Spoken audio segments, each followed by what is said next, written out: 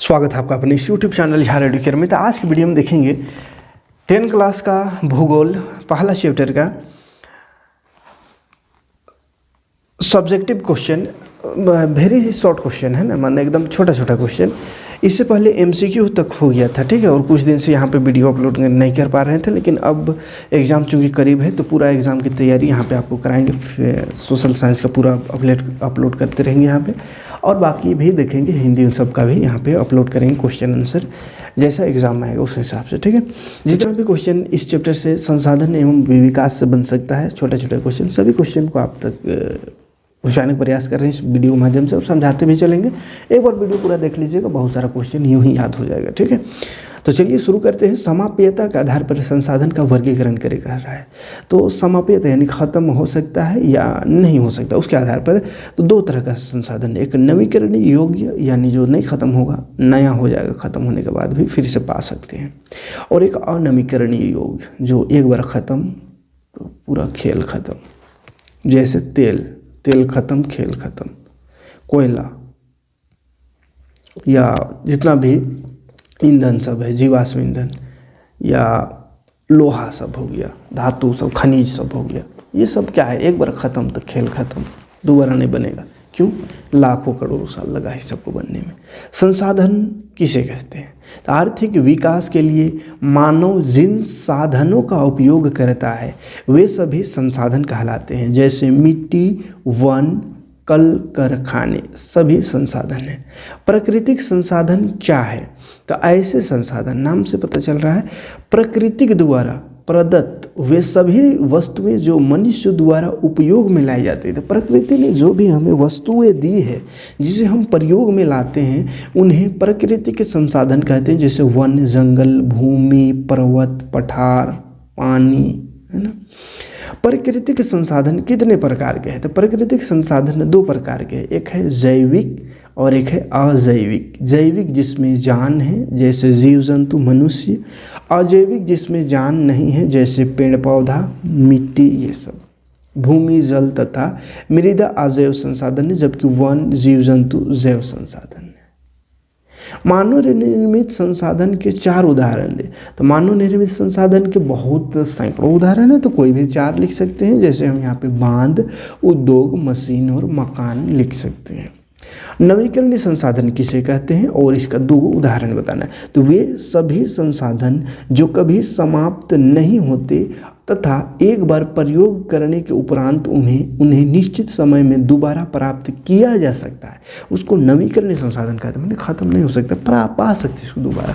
जैसे जल, पेड़ पौधे, जीव जंतु। लेकिन इसमें जो जल है वो धीरे धीरे हमको लगता है जल भी और नवीकरण हो जाएगा, क्या कि पानी आजकल पीने के लिए नहीं मिल रहा है कहीं, बहुत सारे जगहों पर।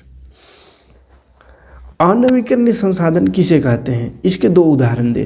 तो वे सभी संसाधन जो एक बार प्रयोग के उपरांत समाप्त हो जाता है, यानी एक बार प्रयोग किया फिर खत्म। जैसे तेल 1 लीटर लिए, डाले, उड़ गया, खत्म, कहानी वो उसका हो गया।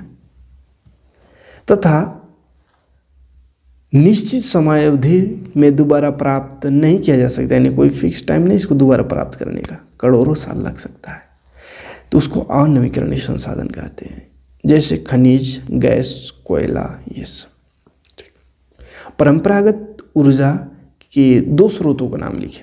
तो परंपरागत ऊर्जा के 2 स्रोत कोयला, पेट्रोलियम हो सकता है। संसाधनों का संरक्षण क्यों आवश्यक है? तो पृथ्वी पर कुछ संसाधन ऐसे हैं जो समाप्त नहीं होते, कुछ संसाधन ऐसे भी हैं जो कभी भी समाप्त हो सकते हैं। जो समाप्त होने वाले संसाधन हैं उनका संरक्षण आवश्यक है, जैसे पेट्रोलियम, कोयला, ये सब का। इन संसाधनों को संरक्षण प्रदान नहीं किया गया तो आने वाली पीढ़ी के लिए समस्या उत्पन्न हो सकती है। इसलिए संरक्षण की आवश्यकता है, बचाने की आवश्यकता है इन सभी चीज़ों को, है ना। क्योंकि देखिए कुछ चीज़ है जो ख़त्म नहीं हो सकता है, लेकिन उसको भी बचाने की ज़रूरत है। जैसे पानी ख़त्म नहीं हो सकता है, लेकिन पानी को भी बचाने की ज़रूरत है, क्योंकि पानी आजकल बहुत कम हो गया है। पानी पीने के लिए भी नहीं मिलता है ना, सूखा पड़ जाता है, तुरंत खरीद के पानी पिया जा रहा है। तो पानी बहुत है, इसका मतलब ऐसे पानी की बात करो। पानी बहुत सारा ऐसे जगह अभी भी है जहाँ पे पानी के लिए लोग तरसते हैं, पानी नहीं मिलता है।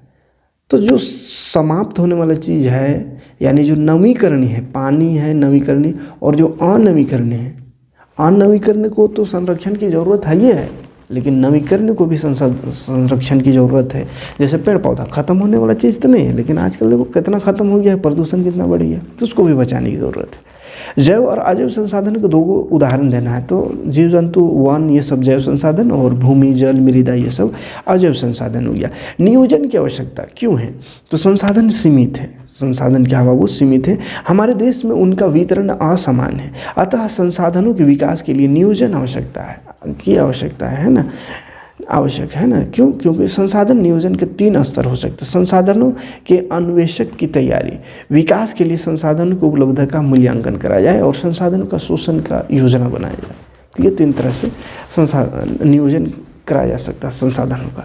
सतत पोषणीय विकास का क्या अर्थ है?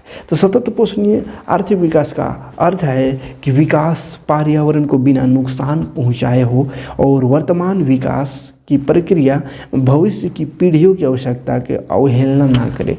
यानी कि ऐसा विकास करो कि पर्यावरण को नुकसान भी ना हो, और ऐसा विकास करो कि आगे आने वाले पीढ़ी के लिए भी कुछ बचे। ऐसा नहीं कि सब चीज़ों को ख़त्म कर रखो, आने वाला जाए कहीं भी जाए उससे कोई मतलब नहीं, ऐसा नहीं करना है। आने वाली पीढ़ी को भी सोच करके खर्च करो, सोच करके कुछ चीज़ करो, तो वही है सतत पोषणीय विकास। आयु के आधार पर जलोढ़ मृदा कितने प्रकार के होते हैं? तो आयु के आधार पर जलोढ़ मृदा 2 प्रकार का, एक होता है पुराना जलोढ़, एक नया जलोढ़। पुराना को बांगर कहते हैं, नया जलोढ़ मृदा को खादर कहते हैं। ठीक है, बांगर और खादर। बांगर मृदा में कंकड़ ग्रंथियों की मात्रा ज़्यादा होती है, कंकड़ होता है, और खादर मृदा में बांगर मृदा की तुलना में ज़्यादा महीन कण पाए जाते हैं। पंजाब में भूमि की निम्नीकरण का मुख्य कारण क्या है? तो पंजाब में भूमि के निम्नीकरण का मुख्य कारण अत्यधिक सिंचाई है। पूर्वी तट के नदी डेल्टाओं पर किस प्रकार की मृदा पाई जाती है? इस प्रकार की मृदा की 3 मुख्य विशेषताएं बताएं। तो पूर्वी तट के नदी डेल्टा में जलोढ़ मृदा पाई जाती है। इस प्रकार की मृदा का विशेषता है, पहला विशेषता, जलोढ़ मिट्टी का निर्माण नदियों द्वारा लाए गए अवसादों से हुआ है। नदी द्वारा बहा के जो अवसाद लाया गया उससे हुआ है। तो जलोढ़ मृदा सभी फसलों के लिए उपयुक्त होती है और काफ़ी उपजाऊ होती है। यह देश की महत्वपूर्ण मृदा है जो देश के एक विस्तृत क्षेत्र में फैली हुई है। अगला प्रश्न है, यह मृदा किस प्रकार बनती है? मिट्टी किस प्रकार बनती है? तो इसका आंसर हो जाएगा मृदा का अपरदन कई प्रकार से होता है। मृदा किस प्रकार बनती है? तो अपवर्तन यहाँ लिखा है, ये गलत है ना। तो मृदा किस प्रकार बनती है? तो पहले देखिए, नदियों द्वारा लाए गए अवसादों से बनती है। दूसरा, ज्वालामुखी उद्गारों से, और जैविक कारणों जैसे जंतु और पौधों की क्रियाओं से भी बनती है। 3 राज्यों के नाम बताएं जहाँ काली मृदा पाई जाती है। इस पर मुख्य रूप से कौन सी फसल उगाई जाती है? तो काली मृदा पाई जाती है गुजरात, महाराष्ट्र और मध्य प्रदेश में। इसमें मुख्य रूप से कपास की खेती होती है। जैव और अजैव संसाधन क्या होते हैं? उदाहरण देते। तब ये बार बार आ रही क्वेश्चन। जैव संसाधन जो जीवन व्याप्त, जिसमें जीवन है ना, जैसे मनुष्य, पशु, वनस्पति। अजैव जिसमें जो निर्जीव है ना, जैसे चट्टान, धातु, मिट्टी, जल, ये सब। मृदा का अपरदन किस प्रकार होता है? तो मृदा का अपरदन प्रवाहित जल और पवन द्वारा होता है, यानी पानी के बहने से और पवन हवा के चलने से। मृदा अपरदन अधिक वर्षा वाले क्षेत्र और पर्वतीय भागों में भी अधिक होता है। भूरक्षण या भूमि निम्नीकरण का क्या अर्थ है? तो कुछ प्राकृतिक कारणों जैसे मृदा अपक्षय आदि मानव की गतिविधियों द्वारा भूमि अनुपजाऊ होती जा रही है। इसे भूक्षरण कहते हैं। भूमि धीरे धीरे क्या हो, उपजाऊ खत्म हो जाए, बंजर होते चला जा रहा है, तो इसी को भूक्षरण कहते हैं। वनों की कटाई तथा पशुओं की अधिक चराई इसके 2 मुख्य कारण है, बड़ा कारण है। काली मिट्टी के 2 विशेषता बताना है। तो इस मिट्टी में नमी सोखने की क्षमता बहुत ज़्यादा होती है, यानी पानी को सोखने की क्षमता। Calcium carbonate, potash, magnesium carbonate और चूना इसके मुख्य पोषक तत्व इसमें पाया जाता है ना। लेटेराइट मिट्टी की 2 विशेषता। तो लेटेराइट मिट्टी, इसमें चूना और मैग्नीशियम का अंश कम होता है, और इसमें नाइट्रोजन की कमी और फास्फोरिक एसिड की मात्रा अधिक होती है। 23 नंबर क्वेश्चन कह रहा है, काली मिट्टी कौन सी फसल के लिए उपयुक्त है? कपास, तिलहन, ये सब के लिए है ना। भारत में किन राज्यों में काली मिट्टी पाई जाती है? तब यह था गुजरात, महाराष्ट्र, आंध्र प्रदेश, ये सब में, मध्य प्रदेश में है ना, उत्तर प्रदेश में भी था। लाल मिट्टी की रचना कैसी होती है? तो लाल मिट्टी की रचना ग्रेनाइट और नीस जैसे रवेदार चट्टानों से होती है। उसके बाद और क्या है? लोहे की यौगिक की अधिकता के कारण इसका रंग लाल होता है, तो लोहा इसमें अधिक पाया जाता है। किस प्रांत में सीढ़ीदार खेती होती है? तो उत्तराखंड में सीढ़ीदार खेती अथवा सोपानी खेती की जाती है। उत्खाद भूमि क्या है? उत्खाद भूमि बहता हुआ जल मिट्टी को काटते हुए गहरी नालियाँ बना देता है, जिसे अवनलिकाओं के नाम से जाना जाता है। माने जिसको ढोढ़ा हम लोग बोलते थे देहात में ना, पानी बह बह करके नदी जैसा खेत को काट कर बोल रहे हैं ना, ढोढ़ा बन जाता है। ऐसी भूमि कृषि योग्य नहीं रह जाती, इसे उत्खाद भूमि के नाम से जाना जाता है। तो ये था क्वेश्चन, शॉर्ट क्वेश्चन है ना, तो शॉर्ट क्वेश्चन ही इसमें देखते हैं। नेक्स्ट वीडियो में आएंगे तो थोड़ा इसे लॉन्ग क्वेश्चन देखेंगे, इसी चैप्टर से लॉन्ग क्वेश्चन क्या क्या बन सकता है। उसके बाद ये चैप्टर हो जाएगा समाप्त, तो फिर आएंगे नेक्स्ट चैप्टर का MCQ लेकर आएंगे, फिर नेक्स्ट वीडियो में शॉर्ट क्वेश्चन, फिर लॉन्ग क्वेश्चन। तो इस तरह से करते हुए आपको पूरा सोशल साइंस का chapter by chapter MCQ, short question, long question, सारा क्वेश्चन आपको प्रोवाइड करेंगे। तो NCERT का क्वेश्चन बैंक समझिए चैनल बनने वाला है, और इसका PDF पाने के लिए आप झार एडुकेयर एप्लीकेशन को डाउनलोड कर लीजिएगा। झार एडुकेयर एप्लीकेशन में काम भी शुरू कर दिए हैं, अपडेट उसका बहुत जल्द आएगा, और अपडेट करके उसको और बेहतर बनाने का प्रयास कर रहे हैं। बस आपका सपोर्ट रहा तो बहुत जल्द ही अप टू डेट हो जाएगा। ठीक, मिलते हैं नेक्स्ट वीडियो में। Thanks for watching. जय